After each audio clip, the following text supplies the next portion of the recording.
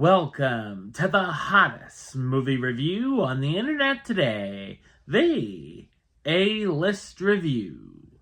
I'm your host, the Game Changer, Wes Troop, and it's time to go back to the theater.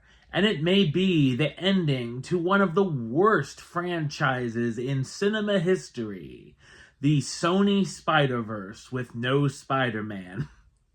But how will this entry fare? Well, we're about to find out.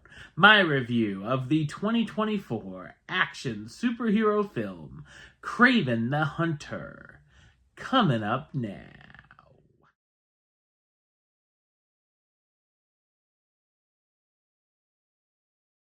Kraven's complex relationship with his ruthless father, Nikolai Kravenov, starts him down a path of vengeance with brutal consequences, motivating him to become not only the greatest hunter in the world, but also one of its most feared. So what did I think of Kraven the Hunter? I thought it's a terrible superhero action film. It's directed by J.C. Chandor, who's also known for directing films such as All Is Lost, A Most Violent Year, and Triple Frontier. The film had been delayed a number of times throughout the last 2 years, as well as undergoing reshoots. There's some very noticeable ADR that looks awful, and there are so many faraway shots to try to hide the changes in dialogue, or even characters we don't even see the face of at all. There's just horrible editing all around. The CGI looks very off overall, especially with the animals. The action sequences are all mediocre, from chases to fights, including a lackluster final battle. Being a rated R film, there is some blood with a couple notable kills, but nothing groundbreaking. The film does have a handful of entertaining moments, as I enjoyed seeing some of the trophy hunters get their just desserts. The plot is very generic and typical, seeing Kraven hunting down villains and having to save his brother who's being held hostage. There's also too much time spent on the backstory, showing Kraven's lame origin story, which can become downright stupid, seeing how he gets the random animal powers.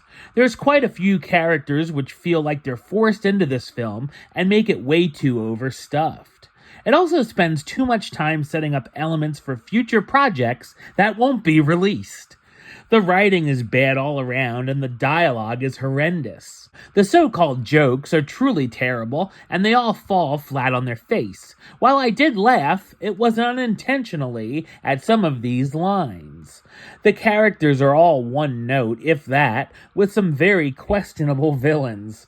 While Rhino is okay, I guess, we have a side villain named The Foreigner, who may be one of the most boring villains in cinema history, as he counts to 3. I was waiting for 1, 2, buckle my shoe. Aaron Taylor Johnson is okay as Kraven, and I wouldn't mind seeing him being transported into a better MCU Spider-Man film. The pacing drips like molasses and feels twice as long as the actual runtime, and so much could have been edited down or completely cut out. There's also nothing during the end credits, so don't waste any more of your time. The performances here can be pretty bad, and you can tell some of these Oscar-winning actors hated delivering some of their lines. The cast stars Aaron Taylor Johnson as Sergei Kravenov / Kraven, the apex predator with superhuman abilities who's a protector of the natural world and is hunting down some bad humans. Ariana DeBose as Calypso Ezeli, a voodoo priestess who helps Kraven on his mission. Fred Heckinger in his 50th movie of the month as Dmitry Kravenov, Kraven's estranged half-brother who's a master of disguise. Alessandro Nivola as Alexei Seskevich, aka the Rhino, the Russian mercenary after Kraven who may have some powers of his own.